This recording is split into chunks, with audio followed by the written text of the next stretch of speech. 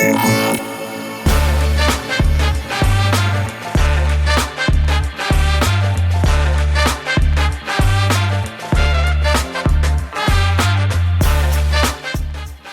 and welcome to the Sober Freedom Podcast. I'm Christal. And I'm Lisa. And we're here to share our experiences of going alcohol-free and the freedom that it brings in the hope that it might inspire and support you in your journey.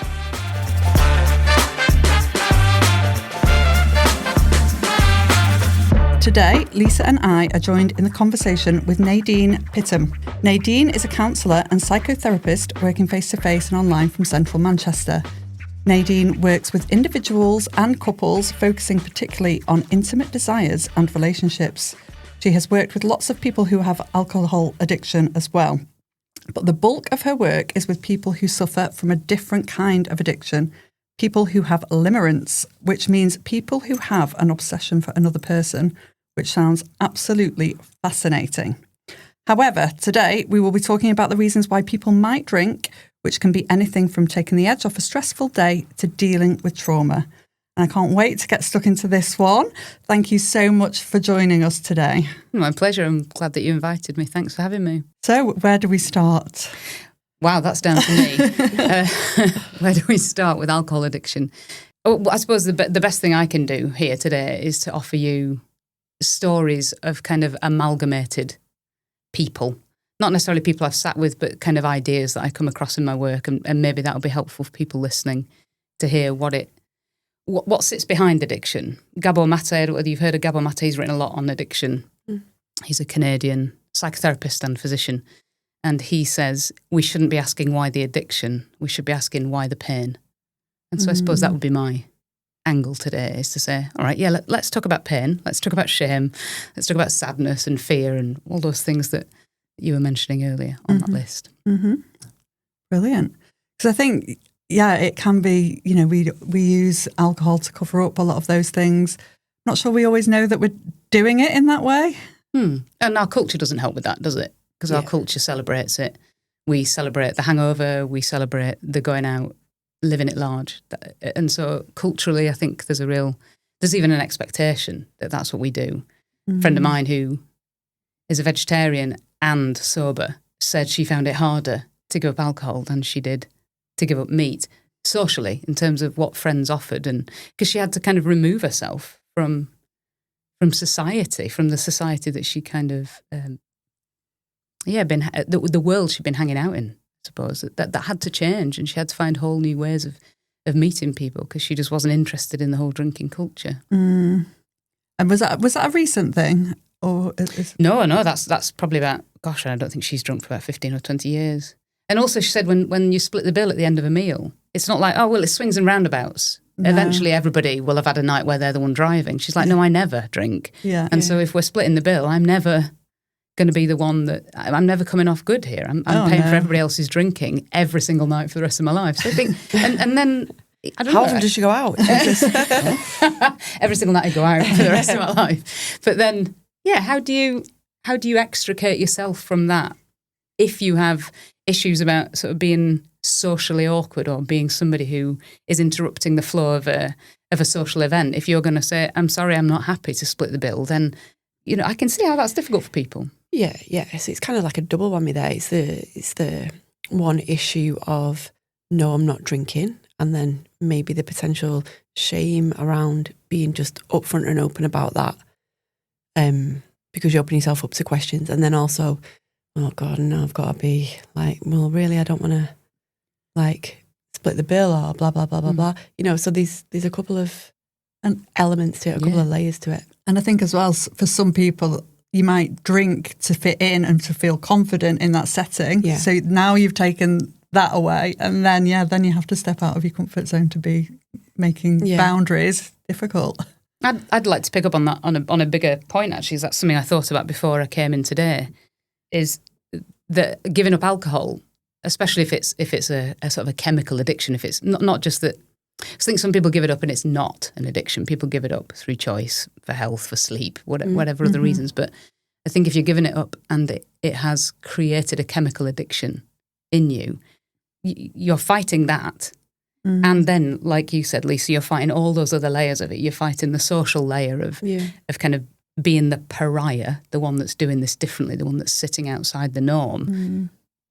But you're also often, if you don't realise it in the moment, you are often, at least in the long term, potentially changing your social circle, because let's say you create friends, you make friends in that scene, and then when you're pulling out of alcohol, you don't, that scene isn't appealing to you in the same way because you don't want to get out of your head. And so, you're excluding yourself from that socially. So then there's another layer there that your friendships change, and that can sort of make you feel quite isolated and lonely. And so on top of that, the final thing is that then once the alcohol is gone, that's the mask. Like you said, there is pain that sits underneath. There's all sorts of reasons why we drink that cover things. And I remember you talked about that with Claire in the episode with Claire Dew. And so you're dealing with this chemical withdrawal, you're dealing with the social withdrawal, and then you've got to face the pain that the alcohol was masking. Like, that's hard. Yeah, that's really difficult. A lot, isn't it, for somebody? Whereas, I don't know, giving up bread doesn't have all those different layers to it. I think that's, I don't know, I want to speak from a compassionate place on that, for how hard it is to give up alcohol. And I think sometimes people starting the journey don't necessarily realise that all of those things are going to start coming up. I know that when I stopped drinking, I didn't realise emotionally how hard that was going to be, and really hit quite a wall with that. So it's good to speak about it, because I think sometimes people know they want to put the drink down, and that's initially some of the battle, but then the most of the work is following that, isn't it? With all of the emotional struggles that can come up. Well, should we talk about that? You introduced, in the introduction, you mentioned people who drink to take the edge off. Maybe we should kind of talk about the scenario that I've thought about. Would this be a good time to bring that in? So let's say when I come on from work, I want to have a drink to take the edge off my day. And in fact, this feeling came over me on Monday. I came home from a long day. I'd done 5 or 6 sessions. So I was tired. I'd listened to a lot of stories, sat with a lot of pain. And I came home and I felt quite strongly like I'd failed one of my couples, that they'd come in, and I didn't feel like I'd done the best. I felt like I was slow to get to sort of identifying the kernel of what was going on. So I came home and I had that feeling of, oh my God, I could just have a drink, and it would just make it all just a little bit fuzzy, and I wouldn't need to think about it. But of course, by doing that, what I'm doing is I'm overriding the very thing that I need to learn, aren't I? Because there is something in that reflection, and it is painful, you're absolutely right. But whatever it is I'm taking the edge off is actually my learning, what do you call it? What's it called? Learning edge. So if I don't take the edge off, then what I've got there, that's gold. But of course, the cost is that it's agony. Painful gold, yeah. Painful gold. Yeah, because I've got to then sit with whatever comes up, which is, gosh, yeah, maybe I did. Maybe I did let them down. Maybe I wasn't as good. Okay, so can I sit with ways that I can change that next time I see them? Or do I have to actually make amends? Is this an apology I need to make? And I think that's really, really hard. Again, don't want to overstate how easy that is, because I don't think it is. Does all that make sense? Yeah, absolutely. Absolutely. It's, again, like, you've already had a really difficult day. So then to kind of sit and acknowledge that difficult day in your own head is tough. It's tough if, like, someone's saying, do you want to make it easy? I can make it easy for you. Oh, please. Right. Well, you can do it, and no one would know. But like you say, it's still going to be there. You're still going to feel that tomorrow. You're just delaying it in that moment. Yeah, or I'm not getting better at my job. Or, not able to. And if we take maybe a personal situation where it isn't professional, so I don't feel like I've let down somebody at work, but maybe I feel like I've let somebody down in my personal life, then if I'm not sitting with that, then I'm not able to take the learning from that and then go and take responsibility for whatever it is that I might have done where I did let somebody down. Yeah. And I think from personal experience, I was using alcohol when things were maybe difficult in my relationship with my partner, because sometimes it might open up conversations if we'd have a few drinks, but also I was using it to suppress some emotions that I was having. And since not drinking, things have come up, whereas where I would probably drink before and I haven't drunk, and it's been hard, like you say, painful gold to get to. But we have been able to like work through things more effectively and quicker, really, because we processed it rather than just suppressed things down. So we're just so averse to like sitting with uncomfortable feelings, aren't we? Is one thing I've certainly discovered. Definitely. Yeah. I remember one training, in fact, it was when I was training to be a psychosexual therapist, and all therapy training, they put you in a room with, 10, 15, 50 other therapists. And basically what they do is that they just pick at the bits that could hurt, because the idea is that you've to know all the bits of you. Oh, gosh. Where the pain is, basically. Yeah. So, it's a joy, therapy training. And so I was doing the psychosexual training. It was like a CPD thing, so it was only a couple of weekends over a few months. And I could see I was on Zoom at the time, and there was a train strike, so they called it on Zoom, and there was this woman in the corner of the screen. Something had come up. I didn't know what it was, but something had absolutely got this woman. Now, she's in her late 50s. She's an accomplished therapist, just training with this psychosexual limb to her training, and she was sitting, she's sort of rubbing her forehead. And the course facilitator had spotted it and just sort of drew the conversation to a close just for a moment and said, "Can I just check how you're doing over there?" And she said, "It's okay. It's just some pain."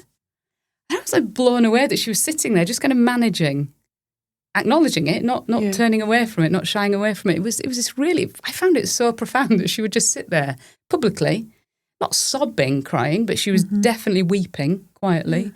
She was containing it. She knew what it was. She's like, it's only pain. That was what she said.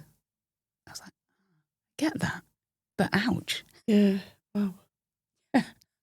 Flipping heck. And brave to be able to show it, because again, I think we're all so terrified of people seeing us in that way, or seeing us upset, seeing us vulnerable.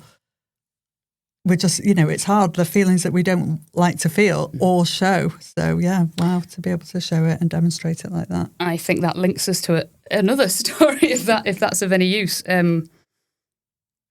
What were you just saying about the shame? Oh yeah, imagine. Okay, so let's tell this story. So let's say I grew up in a family where, when I was a kid, my family were big partiers. So there were always parties, all the cousins, all the aunties, everybody came around to our gaff. Everybody got absolutely wowsed. Is this your story? Is this a scenario? No, it's just, if I say it as I feel like it keeps me from drawing too much on any particular individual, because I can embellish a little bit more. No, it's not my story.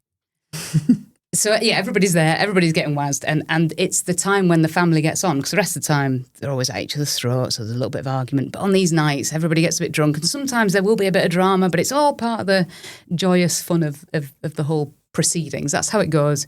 And I'm there, and all my cousins are there, and we're all having a great time. And alcohol is absolutely a part of that. And then as I grow up, of course, let's say as well, let's put in the mix that my best mate, their dad owns a pub, so whenever I see my best mate, it's always in a pub. So I'm growing up in an environment where alcohol is just part of the way that people connect with one another.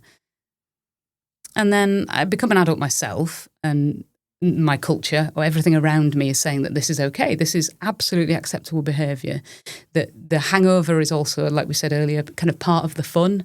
Yeah. Oh my God, I'm rough today. Everybody has a joke about how rough they've felt. They become cool. The hangover becomes a kind of cool part of the recovery process. And then I become an adult, and what I realise is that I've got. Actually, I was dismissed. That alcohol, I realised, was a moment of disconnection, because people weren't connecting at any other time, and so I don't really know how to relate to anybody without alcohol. So when I try to relate to everybody, I then have to go out and get drunk as well. So I'm not particularly forming healthy and effective relationships. Then I have children, and I can't go out in the same way. So then I've got all this shame that's bubbling up, where I felt disconnected, I felt unwanted, I felt like I was just out of the way. The only time I was ever welcome was when my cousins were around and everybody was getting wazzed on a Friday night. So I'm that kid in the family growing up, and I have football on a Sunday morning after this big party on a Saturday night with all the family. I go to football because I'm not hungover, because I'm 12. So I'm going to play football with all my mates. And my dad comes to watch the football, but he's heavily hungover, can't really function. He's vomiting like in a bush behind the goalpost. how do I feel about that? That's where my shame comes from. So my dad is hungover most of the time at the weekend when I am needing to be taken to my social events. So I associate then the hangover with the shame. So there's connection comes with alcohol, and then shame comes with hangover. What do I do with that as an adult? That feels like a massive contradiction, doesn't it? So I have to connect with people through alcohol, but then when I've done that, there is shame and disconnect in the repercussions of that. Mm-hmm. Right. And so then I become an adult and I take my own kid to football, but maybe I've had a night out the night before, and then I feel a little bit drunk on the sidelines of that football match, a little bit hungover, and I start to feel a bit queasy. Well, then I remember, don't I, what it felt like to be the kid. And so I'm filled with more shame. So maybe in time I just stop going to the football and I don't go and watch my kid play football because I feel ashamed that I'm going hungover. But I don't know what else to do because I have to go drinking on a Friday and Saturday night because that's where my mates are. So what am I going to do?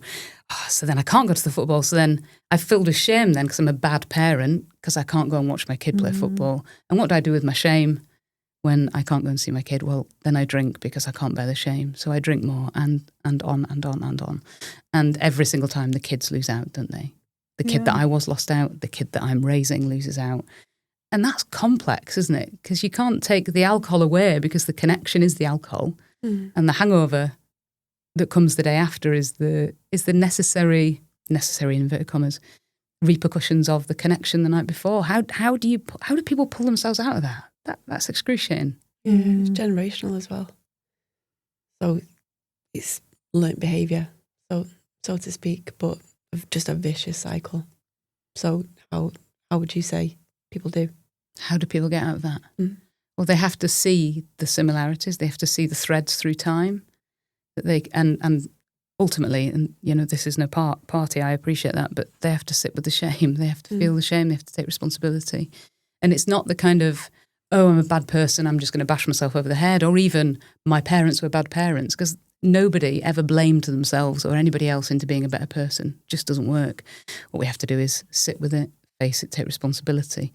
What that looks like is harder, and obviously therapy can help with that because the therapist will slow everything down and will take that, you know, the moment when you choose not to go to the football match with your kid because you're hungover, the therapist will really strip that down and sit with that. And talk and try and find out where the shame is. What's stopping you? What's in the way of you going to the football match? Why can't you do it? You're telling me in one breath that you want to go and watch your kid play football, but you can't. So what's in that? And eventually it will come out. There will probably be tears. There'll be, you know, processing and the truth, because that's the purpose of therapy, is to take a truthful and honest audit of the pains that have happened. So I'd imagine when someone is coming to you, so the story that you've just described, the people coming to you to meet and talk with you are probably not aware of any of that story that's going on internally until it's unpicked and out. Yeah. And would you say it's from that point that people can start to move forward when you've got that understanding, or how does that work? Well, I mean, everybody's different, so people have different reasons for stopping, don't they? What makes somebody want to stop drinking is kind of inherent in the problem that they've got.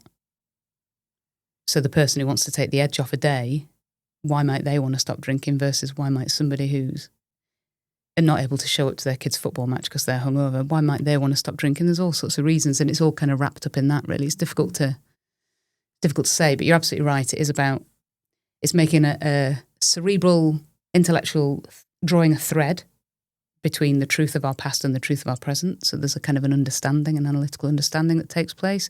And people think that's what therapy is, those kind of aha moments where everyone goes, oh, I didn't realise that was making me do... Right, yeah, that's part of it. Once we've got that, then the real work starts, because then we've got to cry about it. Then we've got to allow compassion in. We've got to allow the therapist to feel compassion for us. We then have to learn from the therapist how to feel compassion for ourselves and picture ourselves as that 12-year-old in that family where alcohol was the only way that we could connect, and look at all the moments of disconnection where the alcohol wasn't, and heal those, look at those truthfully. Does that make sense? Yeah. So it's easy. Yeah. Odd.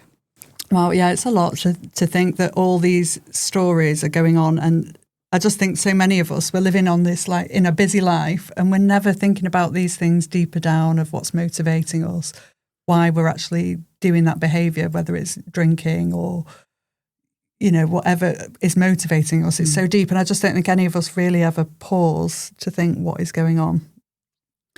And so I suppose we could ask the question, what makes anybody? And there are apparently, I don't know, internal family systems therapy is a model of therapy. They believe there are hundreds of different parts of us at play at any one time, all kind of fighting. So that's why we can have one part of us that can wake up in the morning and go, I'm never drinking again. And then the part at 6 o'clock that night that goes, well, don't matter, I'll manage. All the different parts that pull us in different ways and for what reasons. Is it Johan Hari said the opposite of addiction is not sobriety, it's connection. And we have to find ways to connect, which I suppose is one way that we can potentially help people on their journey out is to look at what else is at play. What other things do they have in their lives that can help them? And I think when we had Kat in on our last episode, and she was telling the story of herself and her sister, I think one theme that really came through was that her sister never really felt like she belonged or fitted in to a certain group. She didn't have like that solid community or group, so she always felt like a bit of an outsider. And I think that goes to show then like how connection can really be such a big part of your sort of emotional stability and how to manage yourself, because then Kat had gone to explain through her yoga and her mindfulness that she'd built a new community, new connections, which then helped her in her recovery. So I think it can't be underestimated, that sense of like belonging and connection. I literally believe that wars are waged over connection, simply that. I think everybody felt connected, there would be no trouble in the world. It's interesting as well with Kat's sister, and in general really, people drink in a social environment for that connection, but also when people feel isolated, they will drink to ease the pain of no connection. So it is it's very powerful. So I suppose it's really sitting and digging deep and thinking, unpacking so much stuff about if you're unhappy with your relationship with alcohol, why is it you drink? Do you feel isolated, or do you feel like you can't function in a social environment without doing that, or in a social environment where people are drinking? There's a lot going on really. And when you think about it, so like everybody, say so many people, but everybody has got their own, like so many people just seem like they've got it together, and no one has. No one has. Not fully. Not if you scratch the surface and you think, oh bloody hell. It's you'd be surprised, but people kind of like either navigate or skirt over, or just very kind of private about stuff and about struggles, and you would never ever think there was so much going on underneath the surface, but it is. And I suppose it's how you cope with that. Can be any type of addiction. We're talking about alcohol right now, but it can be any type of addiction, or any type of vice, just to use as a coping mechanism, I suppose. Absolutely. I think that's really compassionate. I think that's really beautiful what you just said. Probably. It's like a shared humanity, isn't it? We're all just trying our best. Yeah. And sometimes I think like when I see people, and it's usually like, if they're sat on a park bench or sat, it's usually someone who appears to be homeless and they're drinking, and people walk by and they either just dismiss, or you can see the little looks and stuff. And I think to myself, Jesus man, like maybe that could have been me, but able to catch it in time, so you can't, it's very, people are so judgmental, but it's just, sometimes I think it's the luck of the draw, like what are your support systems, what are your awareness, what's happened to you, what past trauma that's not allowed you to be able to kind of take a step back and sit with it.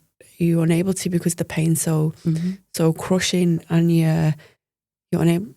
You know, there's so many factors, but people are just so judgmental. They see someone on the street, oh, look at them, you know, and they just have this narrative that they're a down and out. Absolutely not. Absolutely not.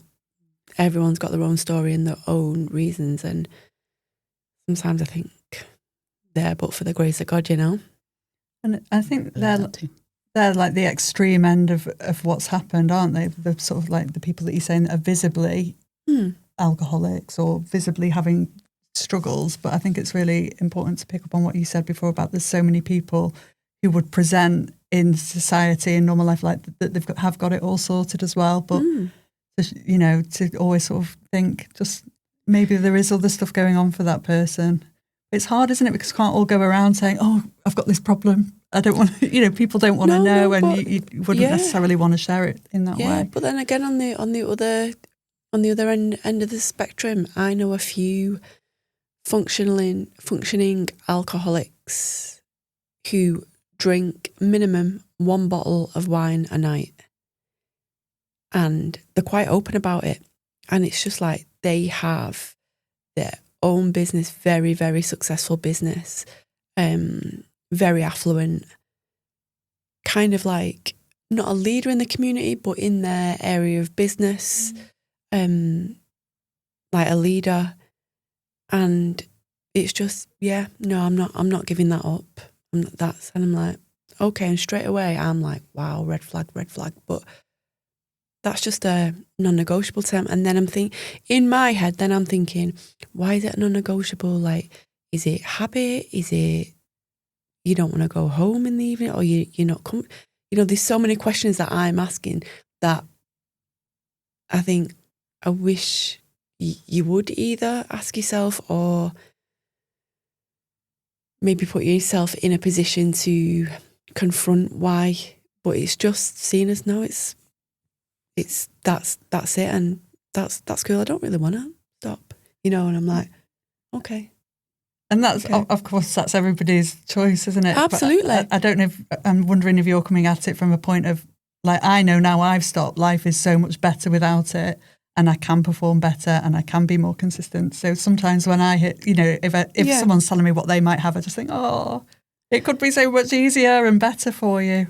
Yeah, but I think the particular person I'm thinking about has done this for years, and I don't think about it from a kind of performance or functioning point of view. I think when I hear her say this, I'm more thinking, what's wrong? Like what's happened? Underneath? Yeah. Why the pain? Yeah. Yeah. And I think that's more my motivator of, I mean, I'm preachy with her or anything. I just listen, and I think if she wants to elaborate and open up a little bit more, then I'm all ears. But for me, I think my primary thoughts around it are not really like, oh, you could feel so much better. Da, da, da. I'm thinking, what's up? Why? And are there any like questions, Nadine, that people could start to ask themselves? In, you know, say someone was like, well, maybe is there something underneath going on? How could we start to look at that ourselves? Is it something you could do without the help of a therapist, or would you need to? Well, it depends how severe the what's in the way bit is. So if you're waking up in the morning going, cool, yeah, I've got a hangover, but this is my life and I'm happy with that, then we can do nothing for those people at the moment. We have to wait until those people are ready. But if you're waking up, I'm assuming waking up, here I am making assumptions about the time of day that people are drinking. But if you, at any point during your day, think to yourself, ooh, I think I'm doing a bit much. I'd like to drink less, or I'm not sure about whether this is good that my kid sees me drink this much, or whatever it is. I think if you've got that then that's the bit that needs to be listened to. And then my first question is almost always, right, okay, so you want to stop, right, what's in the way of stopping? And what's in the way of stopping is always so much more complicated And I think it's genuinely hard to unpick that. I know somebody who grew up in a family where everybody was quite gregarious and quite charismatic, and she was really, really shy. And so in order to be the gregarious and charismatic person that she needed to be, she drank, and then she could be the person that her family needed her to be, or at least her interpretation of that. How do you unpick that? I mean, there's years and years and years of consolidation of that message that you have to unpick. That's difficult for somebody to do on their own without somebody who's kind of trained to listen. And actually that is probably an eighth of the story of somebody that I'm telling you there, that, and things get much more complicated. I think you've got to be prepared for all those layers that you were talking about earlier, Lisa, the layers of discomfort, the layers of social discomfort, the potential loneliness that you're going to feel when you have to reject the social life that you've had in order to make space for another one. And then you've got the chemical withdrawal aspect of it as well. It's just massive, absolutely massive. How do you do it? Slowly, yes. I don't think there's any other way.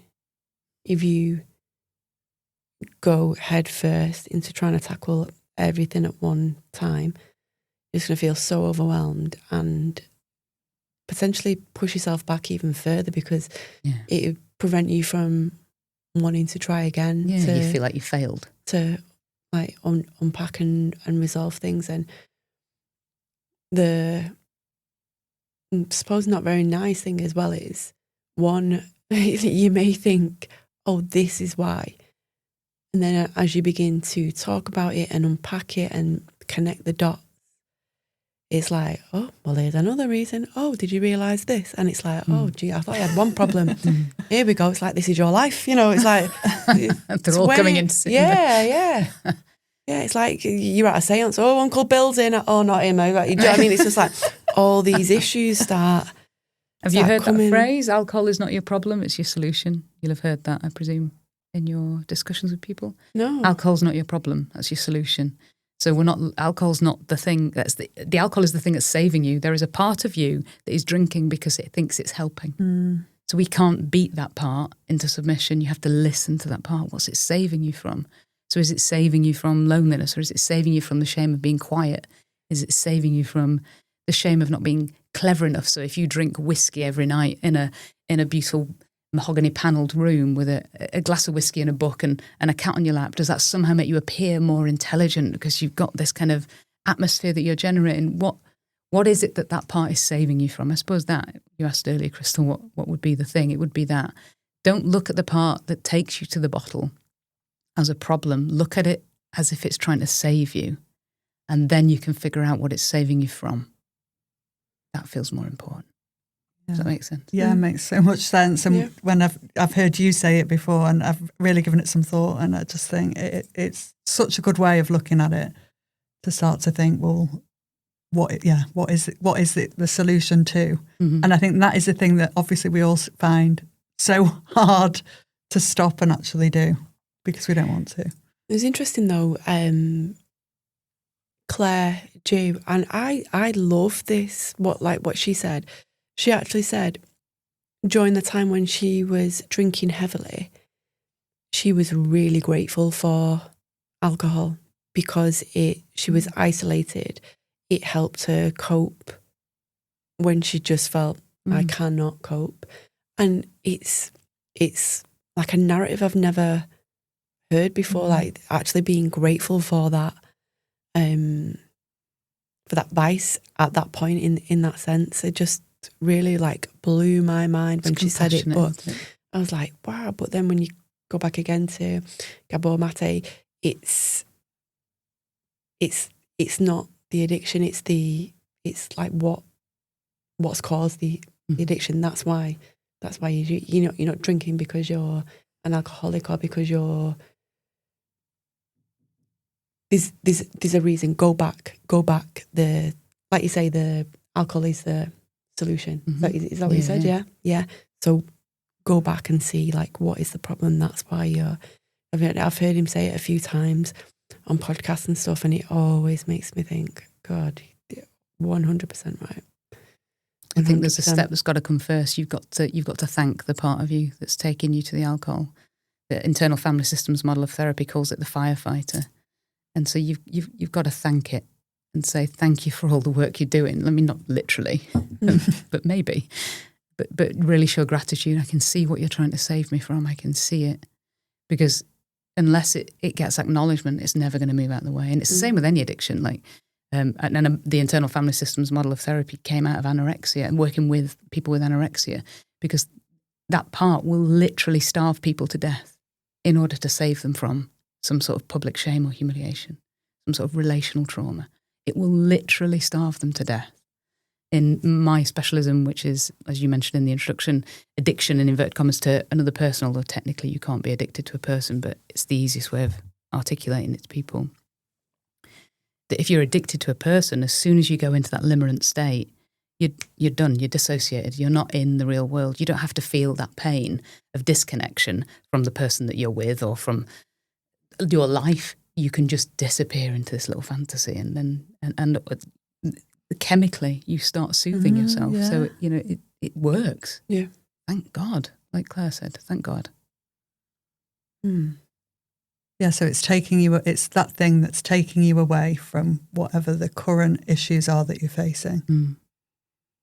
And I think it's so important to give yourself, and this is something that Claire said, it's something that Kat mentioned as well in previous episodes, to give yourself that pause and that time to reflect. Because I think, especially if you're dealing with an addiction and alcohol or alcohol misuse, you're constantly on that sort of wheel of drinking, hangover, shame, guilt.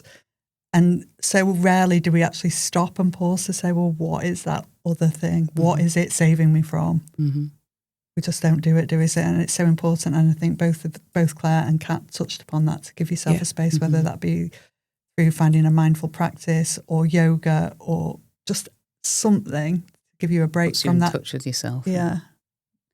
One thing that I talk about with people with limerence, which is perfectly adaptable to people who are wanting to give up alcohol, is to kind of think about, if you had a warning label slapped on your forehead, I am most likely to drink when. Just ask yourself that question for a month.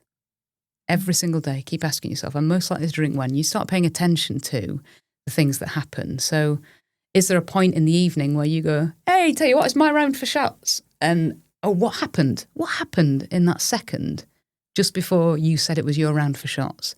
Your best mate said he was going to go home. So you then get the shots in. Right. And we build slowly over time, we build these hypotheses that turn into a warning label. So I'm most likely to turn to drink when. And then, yes, kind of carry that as if it's a label, like a warning label on your forehead. And over time, it's not going to be something that you can answer instantly, but I'm more likely to drink when I feel like I've failed at something, when my partner's angry with me, when I feel like I've been a bad parent. When, oh God, if I've let somebody down, what's that? Yeah, I suppose you can create awareness around it, recognise it before it gets to that point, and kind of put the brakes on. And I suppose the more you practice that, the easier it will become, because you're kind of anticipate. Like I say, the awareness is there, so it's like, doesn't get to that point where there's past the point of no return. Yeah, because you'll be doing it to either escape something that you are currently experiencing, or you are doing it to try to become something that you are not. Yeah. Either way, who you are is not okay. And we've just got to find out why you think the who you are is not okay. Because everybody's behaviour always makes sense.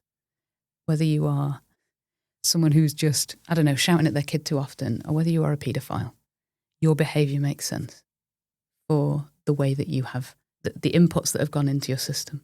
Your behaviour makes sense. So there is truth and there's sense in everything.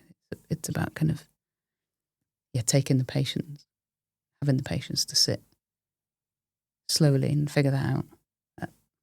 While trying to withdraw from a chemical addiction. Ooh. And, we're speaking about the chemical addiction a lot, but also there's people who maybe aren't chemically addicted, but just heavily, dependent. Ritualistically. Say that again. Ritualistically almost. Exactly. Yes. Exactly. Yeah. which although a different level to a chemical addiction, it's still a very strong hold on people, hasn't it? Mm. I love that warning label thought. Having not drunk for a while, I could put that warning label on now. Yours, I know it, but at the time, I want to know what it is. at the time, no. I'll tell you after. But at the time you're not aware. But I think that is such a good thing for people to maybe try to do. What do you think of yours? You'd have to share it. I've got a book. I've got a book, a warning book. Mine are Post-it notes. Yeah. Can't see my face. Yeah. Oh, Nadine, thank you so much for sitting with us today and sharing the stories and sharing your knowledge around alcohol and addiction and all sorts of triggers. I've learned so much today just from brief chat with you, so really appreciate it. Thanks for having me. Thank you. It's been really thought-provoking and stimulating. So if people want to get in touch with you, where can people find you? The best place is my website. I do have a social media presence, but I'm not a massive fan of social media. It's obviously far too surface for a psychotherapist to really thoroughly get her teeth into. So my full name, NadinePittam.com. That's my website. But I'm also on all the directories. So the BACP. The BACP has a directory listing and I'm on that. People can find me through those. And if you're interested in my work as a specialist to help you deal with relationship addictions or obsessions with other people, then I'm running a course in the summer, hopefully. I've finished writing it, so I just need to kind of get the finishing touches on it and then put that out there. So get in touch. So you have told me briefly about the course, but just tell me a bit more about it. It does sound really fascinating. So it's for anyone who feels that they have an obsession? That basically, they will have either intrusive thoughts about another person, they can't stop thinking about another person. It's funny, in our society we call it love. It's not. It's really not. You know, when you have actors in films who stalk other actors in films and we go, oh, it's romantic and lovely. It's not. It's an addiction. So I work with people who can't basically move on, who are hooked on somebody or are feeling bitter about a past relationship or, like I said, these limerent feelings where, I mean, they are pretty obsessive, those limerent feelings. People they kill themselves and each other for these feelings. A lot of people in prison are in prison because of limerence, but we don't recognise it. We just think, oh yeah, they cheated on me and so I killed them or whatever. And actually, no, it's an obsession. It's controlling. So it's that. So what we do is we go into people's pasts, make people cry and then hopefully bring them out the other side feeling a little bit more hopeful about how they can live without that person. Sounds so fascinating. It sounds really good, yeah. Sounds really good. So I'll put all the details for you on the show notes as well so people can find you there. Lovely. Thank you so much for being with us. Thanks again.